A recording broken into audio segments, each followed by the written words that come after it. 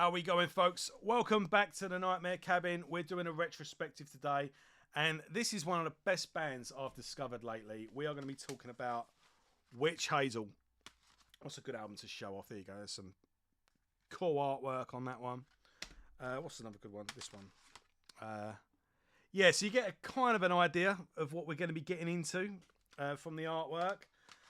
When I bought these albums just before Christmas, and I bought all four at once, just at the right time as well. How did I discover them? I'll tell you what it was. I was on Facebook, and there was Blaze Bayley came up, and he was wearing one of their T-shirts, and I like the artwork on it. And Wytch Hazel, right? Never heard of them. Had a look, found their Bandcamp page. Excuse me, and had a couple of listens of different songs. Had a look on YouTube, watched some videos. Really liked what I saw or heard. And it all just fell into place. I looked on their Bandcamp and, saw what was there, kind of lined it all up. Did miss sums, can I afford it, And it just so happened that it landed on a Bandcamp Friday. So Bandcamp Friday, for those that don't know, every so often Bandcamp do Bandcamp Friday. Started during the lockdowns to help artists out. So any music bought through Bandcamp on a Bandcamp Friday, the artist or band keeps 100% of the proceeds. Bandcamp don't take a cut from it. And it just so happened, so with that, it was Bandcamp Friday, so Wytch Hazel posted, because it's Bandcamp Friday, here's also a discount code. It was something like 20% off, something ridiculous. So I was like, oh, quid's in. So yeah, I just bought all four albums. There's a couple of singles and split EPs, and we'll touch on them as we go. But this is the main bulk of it, and we'll get into that then. So Wytch Hazel, what do they sound like? Well, Wytch Hazel managed to tick a lot of boxes whilst avoiding a lot of traps, which is very difficult to do. So Wytch Hazel do a very nice mixture of heavy metal with folk. Now, the heavy metal is very 70s inspired, very new wave of British heavy metal as well. So if you think sort of those late 70s archetype heavy metal bands, think Wishbone Ash, bit of Blue Oyster Cult, maybe some early Queen, and then take bands like Angel Witch, first couple of Iron Maiden albums, so on and so forth. Thin Lizzy, big Thin Lizzy influences in here, and then take on the other side of the coin some folk influences. So maybe they haven't really gone prog, but I think there is definitely a bit of Jethro Tull, Peter Gabriel era Genesis. What's the other one? Yes, a little bit of Yes in there, maybe. Yeah. So take the folky side of those early prog albums, Jethro Tull, Genesis, yes. Take the riffs of Thin Lizzy, Angel Witch, Iron Maiden, the sort of melody of that with some, the prototype 70s early heavy metal albums. Mixture it all in with a sort of medieval, like King Arthur, Old English folk tales, storytelling, with a bit of gallopy heavy metal thrown in there as well. So, and they managed to, so they tick a lot of boxes in that. They've got that classic heavy metal vibe to it. So when you listen to bands like you sort of Wishbone Ash, Thin Lizzy, when I listen to Thin Lizzy, I was like, I wish there was a modern band that sounded like this, that didn't sound. You get a lot of retrospective bands that sort of you particularly get this in thrash metal, where they try and encapsulate or capture a certain period of time, but it just sounds like a gimmick. It just sounds really cynical and kind of crap. Well, Wytch Hazel don't do that. Wytch Hazel sound just as timeless with these albums today as Thin Lizzy or Wishbone Ash sound just as timeless with these albums that released 40 odd years ago. They sound just as good and could have been released in this time, but it sounds authentic. It doesn't sound like it's being put on. And watching an interview with Colin Hedge, so that they're sort of they're led by I think that's not controversial by saying. I think the band leader, the Steve Harris of the band, shall we say, is vocalist and guitarist Colin Hendra, who's the main songwriter. And watch an interview with him as well. He's Christian, and it was well, there you go. That's the icing on the cake. And there's the Christian themed lyrics, but they're not in like a preachy kind of way. They're more, if you enjoy Manowar or Manila Road with the sort of pagan Norse mythology element of the lyrics, it's just the same with that, but with a Christian twist. So it's more like a King Arthur or a knight praying before going into battle. That's how the lyrics are, but it's really, really freaking cool. So without any further ado, they're extremely melodic, and even the sort of the main riff, or a little sort of in the background as it hooks from one verse to the next. It's the little bits, the little earworms. And I've been listening to these 4 albums back to back for the last week or two in order to prepare for this video. And I'm waking up with and I'm thinking, what one's that from? And you're not going to get a lot of evolution in these 4 albums. They've been pretty consistent. 4 albums, bang, bang, bang. But they've improved over the course of 4 albums rather than evolved, if that makes sense. But we'll get into that. But in terms of the melody and catchiness of the songs, and with the theme of the lyrics, they're kind of like the anti-Ghost, if that makes sense. The way Ghost are just incredibly infectious and catchy, but they're satanic. Wytch Hazel are incredibly infectious and catchy, and what did I say? Melodic and catchy, but with Christian themes. So yeah, there you go. They're the anti-Ghost. They're the British Manila Road. That's a big statement. No one can live up to that. I shouldn't have said that. But you get what I mean. Right.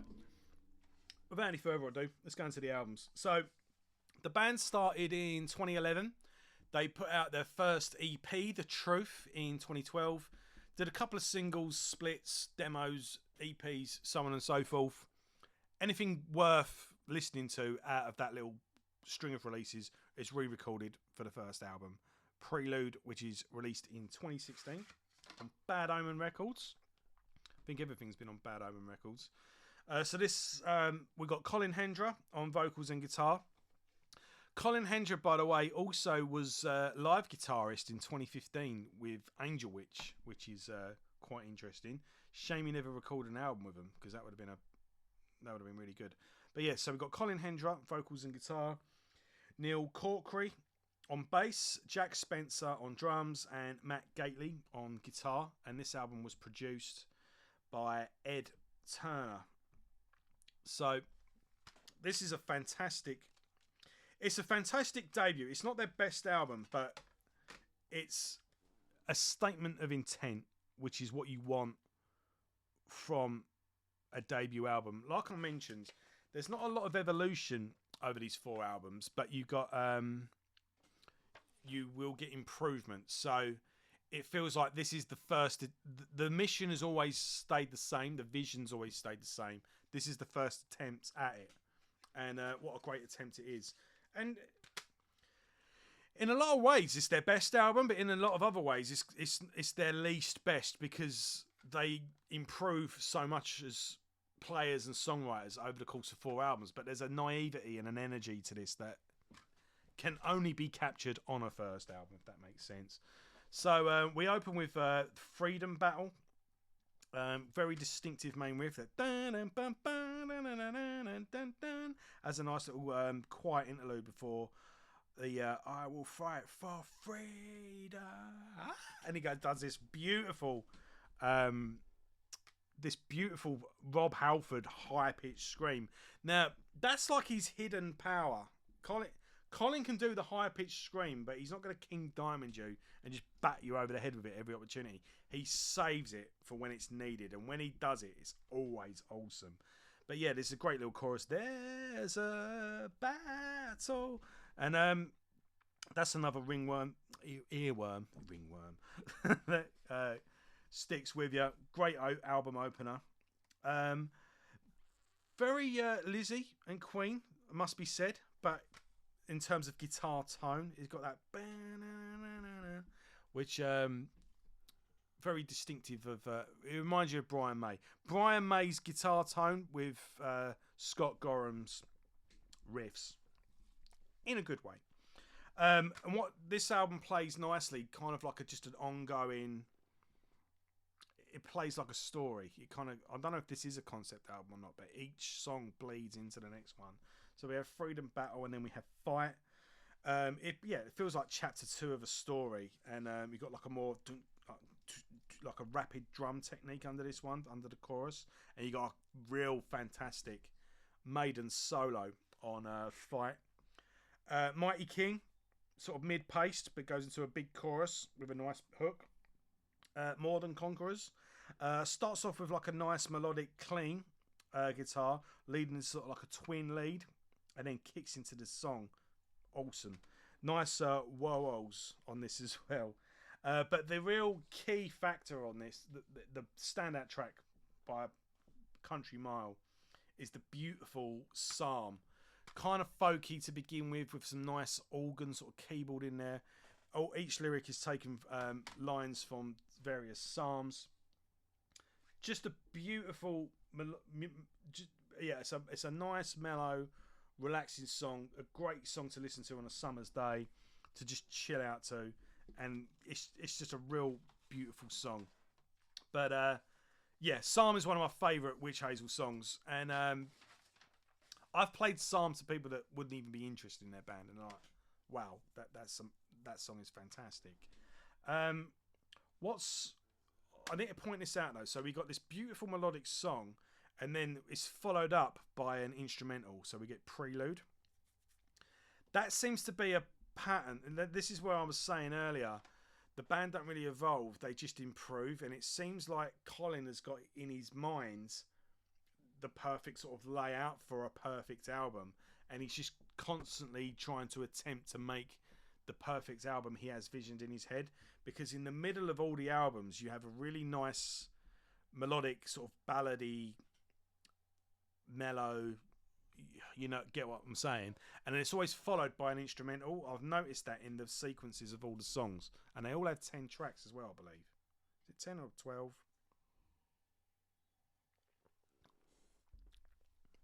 I've got to look that up now because I've locked myself in. Well, there's 10 on this one at least, anyway. But smack bang in the middle, you got the sort of centerpiece. I don't want to say ballad, but I can't think of a better description for the type of song. But then we got an instrumental which is kind of gives you like a break, and then we get the second half of the album, and you get that going forward with the next albums. But just a little mental note going forward. So we've got Psalm, we've got Prelude, which is a nice little instrumental. Then we get He Shall Reign. Another big chorus on that one. Amazing guitar lead riff on that one as well. Then we've got Dark Ages, which is another great song. And We Will Be Strong is the closer. Main riff on that is very Maiden as well. Fantastic debut, Prelude. And I would say this isn't necessarily their best album, but not a bad place to start either. You'll definitely get an idea of what's in store, and then it'll only improve from there anyway. So a fantastic debut, and the best songs are yet to come, but I would wonder if this is probably their most consistent album, because it is just 10 tracks where everything's just laid out of what the band is intending to do going forward. But yeah, fantastic. I love this album. I had a look at some of their set lists on some of their most recent gigs as well, and they only do like one song off it, so they've clearly moved on. That's pretty cool on the back there. Right, so let's get into number 2 in 2018. This is 2. Sojourn, have I pronounced that right? Anyway, Wytch Hazel, So John. All of their albums are numerically named as well. So 2018, this was like, another 10 tracks, 45 minutes. On this album, we get a new guitarist, Alex Waslam, I think that is. And I'm not sure who's produced this one, actually. I couldn't think. Recorded mixed by James Atkinson. Has Ed done this one again? This one, the case is falling apart. I think this one might have been self-produced. And then Ed comes back. Ed Turner comes back for the next two. I know Ed Turner does the next two, but it's a little bit... Well, put it this way. If Ed Turner was involved in this one, it would say, wouldn't it? So I think this one might be recorded and mixed by James Atkinson, mastered by Terry Waker. There you go. So yeah, Ed didn't do this one. But it's fine. It's fine. It's still good. So The Devil Is Here. It kind of explodes into life. This album, the band sound a bit more confident, a bit more comfortable in their own skin. It's like, right, we know what we're doing now. We figured that out with the first album. Bang. We've arrived on this one. So it explodes into life. Great drums on The Devil Is Here as well. Still We Fight is a good rocker as well. Wait on the Wind is a nice mellow track. See My Demons, it's sort of mid-paced, kind of like a climbing rhythm. It's got a big infectious chorus as well, if I remember. See My Demons. Barrow Hill. Now, what I said about Psalm, same sort of thing here. Barrow Hill is a nice sort of folky melodic song, and it's gorgeous, and it kind of followed by an instrumental, Choralize, which is a great instrumental. It brings to mind something from Angel Witch or sort of Transylvania by IMA. It's like, it's got good drums.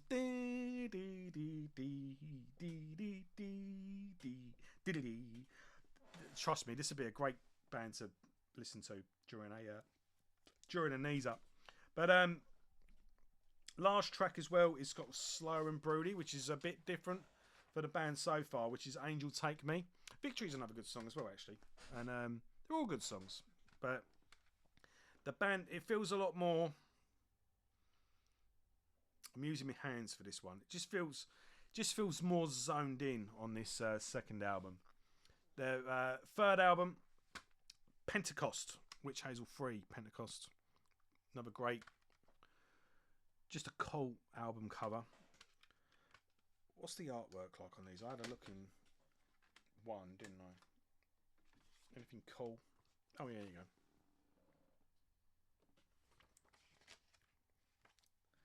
The artwork isn't as a thing on the first one, but let's see if we've got anything cool in here. No, very simple. Oh, no, that's pretty cool. Yeah. Right, Pentecost. Again, 10 tracks, 1 instrumental, 42 minutes. We've got a new bass player on this album. And what's his name? Let's quickly look him up.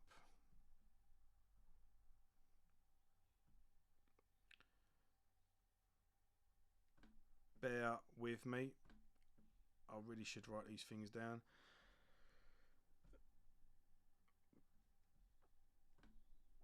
Andy Shackleton on bass, and Ed Turner is back producing. He Is the Fight is the opening track. Oh, Lizzie, very Lizzie. Bit of Deep Purple in there as well, because there's a bit of a keyboard solo on that one. Very cool, very 70s. Spirit and Fire is really good and catchy. I Am Redeemed, again, Lizzie. Sorry, the keyboard solo is on this one, not He Is the Fight. He Is the Fight has got that sort of...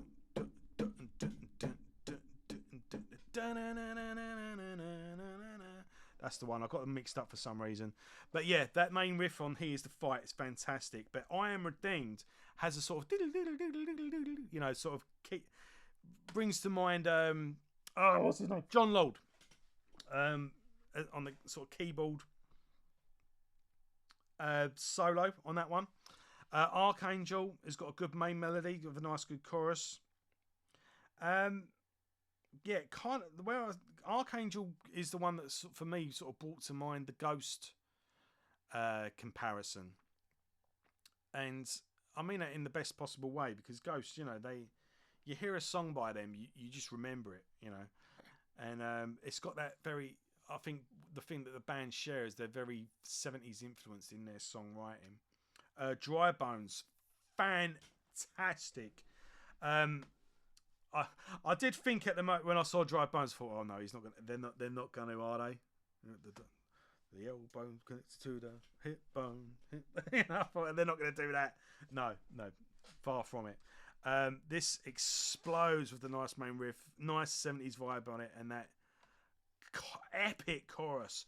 Awaken, oh awaken. I'll bring you back to life. High pitched scream on that one as well. He's reserved that in his back pocket for 2 albums, to my knowledge.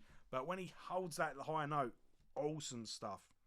Yeah, Dry Bones, definitely one of it. In fact, I think this might be their best album. Actually, my favourite. This is their.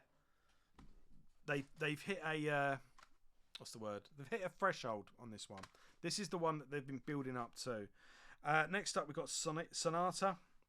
Beautiful instrumental, nice strings at the beginning, beautiful guitar afterwards, beautiful melodies all rounds.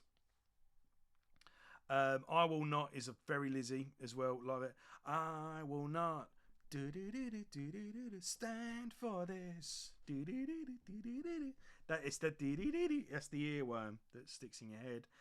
Reap the Harvest. Nice piano, and it kicks into like a nice heavy song with the death is coming. I won't be afraid chorus. The Crown is another cozy sort of medieval song. But yeah, I think this might be their all-round. This might be the all-rounder, actually. Maybe this is probably the best one to start with. Although I do think you'll appreciate the later stuff if you start with Prelude. But maybe jump straight in with number 3. There's not really that much difference, to be honest. But there's something special about this album. I think some of the best songs. And then obviously lockdowns came. There's been a bit of a gap. That messed things up for everyone. Bear with me 1 second. I'm just going to wet my whistle. Right, between there as well, I think we get a couple of singles, if I remember correctly, before we go on to the last album. None of their singles particularly, stray off the path, really.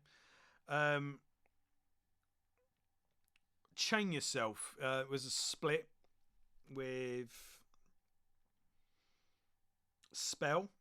But yeah, Chain Yourself is a good song. Check that one out. It doesn't really. There's nothing. It's not like a particular breakaway from the band's. I think that's just a split they did just to tie themselves over. And then 2023 we get number 4, which is Sacrament. Again, at this point, I've been seeing a few reviews for this album, and I think the main criticism of this album, it's like, right, you're four albums in now. This is the album you're meant to be a bit adventurous on and start breaking away or start taking a few risks. And this one just feels like another Wytch Hazel album, which I think they've people that have said that they've missed the finer details, because I think this one's been worked on quite hard, but there's some gems on this, and I think it's the little details where they've really honed in on this one. This one there was actually a 3-piece as well. So Colin, though main songwriter, vocalist, and guitarist, he actually drummed on this album as well. So I think Colin at this point is the only original member. But yeah, we've got Alex Haslam on guitar and Andy Shackleton on bass, and Ed Turner again on the producing. Although it says here there's a guest session drummer Ernie Torpran, who drums for Theocracy. So That's pretty impressive, but I'm not sure how much drums he actually does. Let's have a look at this one. Maybe he's joined the band afterwards or something like that. Because you've got 4 people in the band now. Yeah. So, yeah, this is Wytch Hazel doing what Wytch Hazel do, but I don't think it should be, written off. Maybe, well, we'll go into the songs and then talk about that afterwards. But yeah, The Fire's Control. Are you afraid of the fire? Great song. But then that's a nice album opener, but then we kick into Angel of Light, and that's a storming song. Fantastic track. Great video as well. Really well filmed. Real classic. This is the thing as well. It's like, oh, well, it just sounds like Wytch Hazel being Wytch Hazel. It's like, yeah, but it's classic Wytch Hazel. We're in that point now where it's like we've got that typical sound that people want to hear. Digging Deeper's got a bit of a weird riff, but that sticks in your head as well. And it's just them. Deliver Us is a great song. 1,000 Years. Digging Deeper is a bit of a breakaway as well. Quite doomy, if I remember correctly. But yeah, it's a great collection to what is now a growing. We've got the foundations of a great catalogue. And then since then, the band have done a couple of singles. I think they released a Christmas single, King of Israel and Outland Sign. And then last year they did Ride On, which was another split with Palantry, I think that is. And Ride On is a classic song as well. That's a great single that easily rivals Angel of Light or Dry Bones, for example. But yeah, you've got 4 albums here. I'm hoping that they put those singles out as the singles that they've released on the side. I hope eventually it all accumulates into a compilation album so you can kind of do a one-stop shop, because not all of us can be bothered picking up little 7-inch singles and all that. I know the appeal to keep them limited edition and all that as well. But yeah, I mean, I guess going forward, I think they could probably explore. There's certain elements in their sound where, like, right, we'll do nice melodic heavy metal for a couple of songs, and then we'll go really folky, like we'll do a nice folk song. Maybe concentrate a bit more on the folk, or concentrate a bit more on be a bit more adventurous in the songwriting. Maybe do like a little 12-minute epic, or do like a trilogy of songs, or do something a bit weird and out there. Maybe do a like a concept, like a story with a narrative going through it. I think something like that, something a bit epic and a bit mad. They need to do. They've got plenty of singles. They've got plenty of Boys Are Back in Town, but I think Wytch Hazel are capable of a Hallowed Be Thy Name. They need something a bit epic, I think, going forward. But with that being said, we've got a great collection of songs here, and they're going on tour as well.